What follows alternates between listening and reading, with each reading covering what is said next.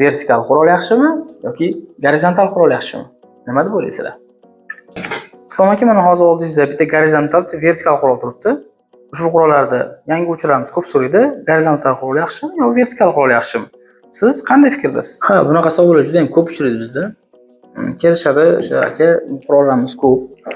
Aka, gorizontal qurol yaxshimi, vertikalmi? Endi aksariyat yangi uchramiz vertikal qurolga qiziqishadi. Endi tanlov o'zlariniki. Misol uchun mana hozir ikkita qurol, bir xil marka, deyarli o'sha 58 16 kalibrli, o'sha 27 16 kalibrli qurol, bittasi vertikal, bittasi gorizontal. Bu qurollarni noqulay taraflari bor ekanini ham albatta bularni birma-bir sizlarga aytib o'taman. Videoni oxirigacha ko'ringlar. Albatta bizga podpisatsiya va like tugmasini esdan chiqarmaymiz. Hali qurollar borasida ko'plab ma'lumotlarni sizlarga sizlar bilan birgalikda baham ko'ramiz.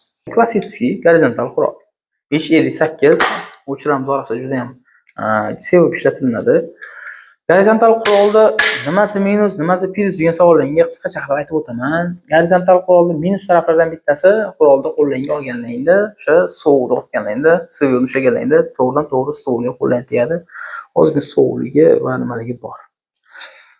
Mo'ljallanganda ikkita stol sizga shundoq ko'rinib turadi. Otayotgan masofangizga, misol uchun stolingizni o'zingiz ikki stolingizni ko'rib turasiz otilayotganda.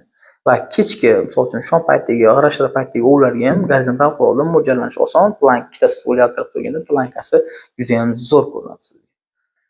Otishida farqi yo'q. Otishida deyarli vertikal bilan gorizontalda farqi yo'q. Ikkovi ham bir xil otadi. O'sha bu yetkazib bergan o'q, buni yetkazib bergan o'qni buni ham yetkazib bera oladi. Endi vertikal qurol.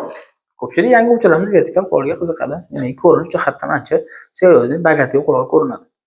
20 metrdan o'sha plus taraflardan qo'lga ushlanganda taxtasiga ushlanadi, stolga qo'l tegmaydi.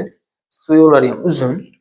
Qo'lga tashlanganda faqatgina sizga bitta stolni ko'rasiz, xolos. Endi bu kimgadir qulay, kimgadir noqulay.